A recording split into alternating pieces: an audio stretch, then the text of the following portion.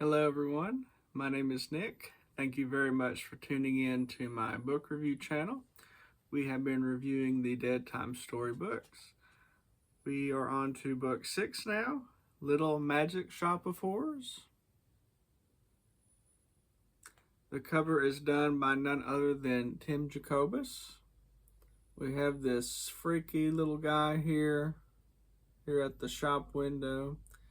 He's got two different color eyes, which ties into the story as you read through.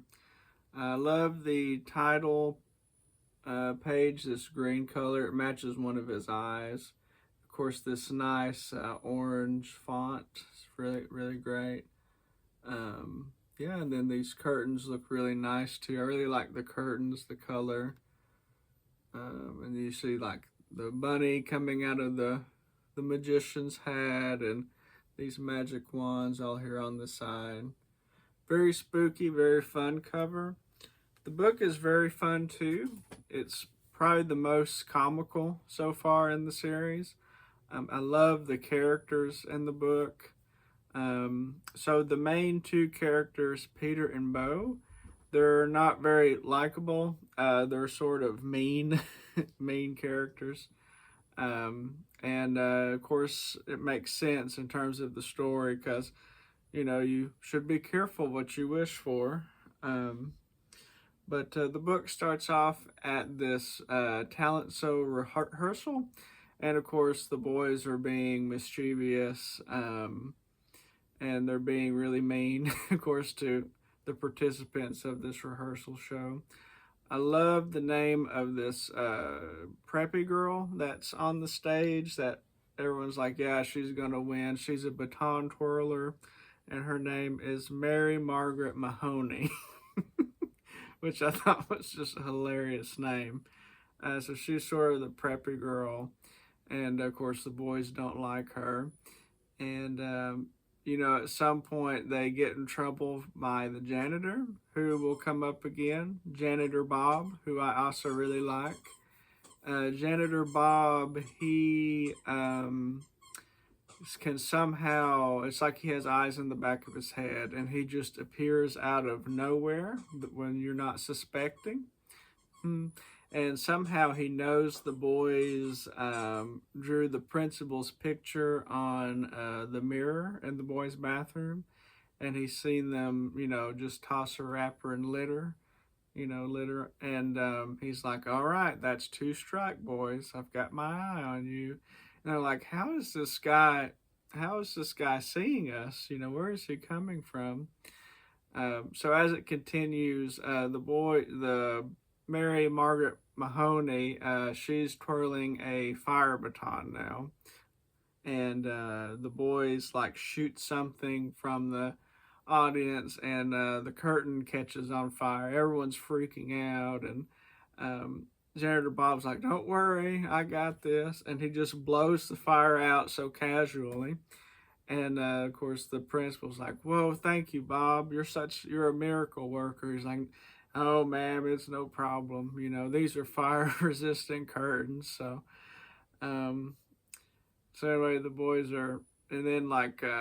the boys are like, "Oh my gosh," sinking in the back of their seats. And Janitor Bob, looks out. And he's like, "I know you did it."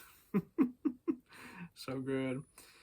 Other scenes that I love, of course, we have the scene where they go into the magic shop finally through an ad, because it turns out that the prize for winning this competition is a fancy bike. And of course, I think Peter's the one that really wants this fancy bike. So he's like, "Come on, Bo, we got to win this." But like, we don't have any talent.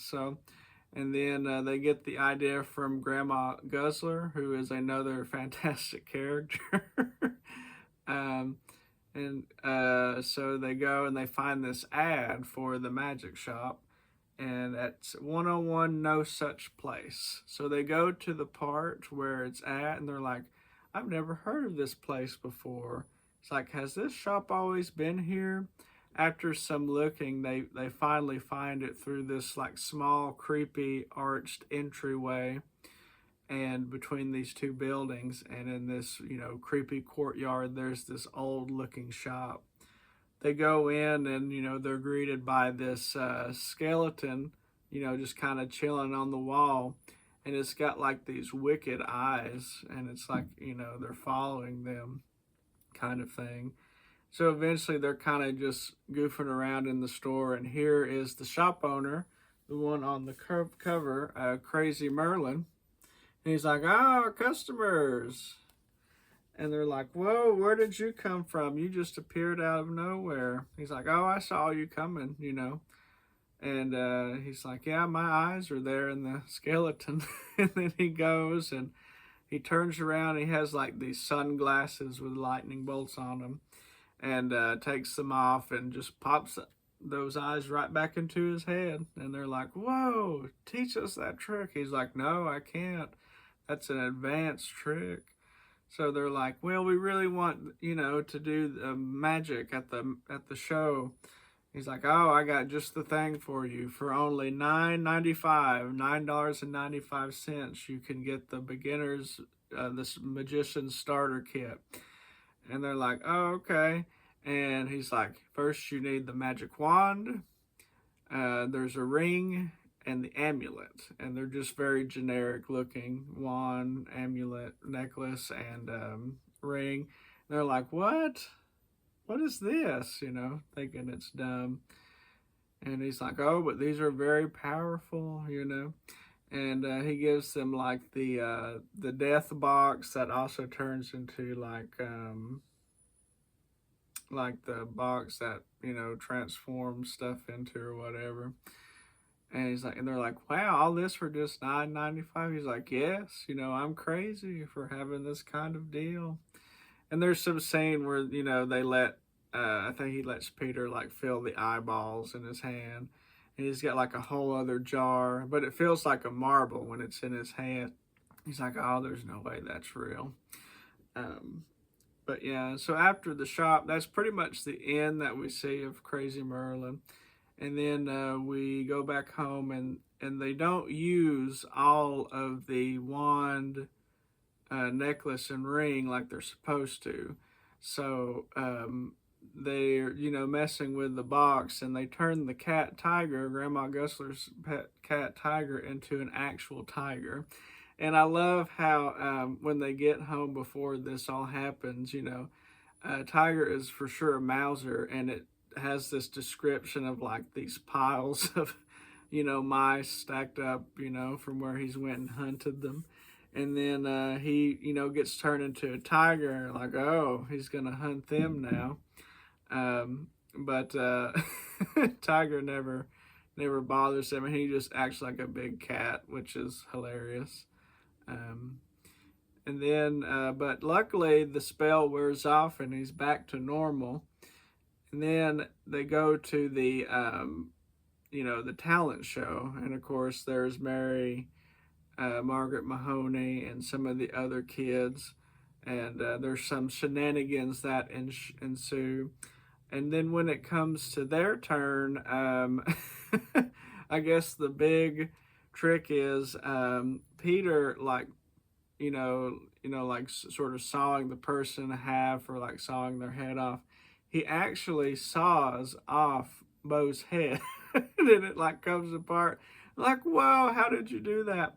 And of course, there's no blood, and Bo's still alive, but like it's just a nub, like where the head was, and of course the head's just totally detached, and they're freaking out. They're like, "Oh my gosh," And then eventually we learn that Janitor Bob was also a victim of this crazy Merlin guy. He's like, "Oh, my life, I've been trying to learn the magic and undo spells or whatever." And he's like, "I'll fix it, but you have to give me the wand and the amulet and the ring, and you can never, and promise me never do magic again." Um, they're freaking out. And then it turns out they left like one of them at home or something. And so they won the competition, and they have the bikes, and they have Bo's head taped with duct tape to keep it in place. But then at the end, it's funny. I think his head gets fixed once they figure out, how it works. But Grandma Gusler gets trapped in the TV, her favorite show, which is very funny, which is sort of the end twist at the end. Yeah, it was a really fun book. It's got like a lot of dynamic characters in it, like Janitor Bob, Grandma Gusler, Crazy Merlin. Really enjoyed those characters. I give it a 7, as I gave I think most of these. I don't absolutely love it, but it was a fun little book to read. Anyway, thank you very much for tuning in. If you have this book, let me know what you think of it. If you don't, feel free to try and hunt it down and check it out. It's a fun little book. Thank you again, and we'll see you in the next one.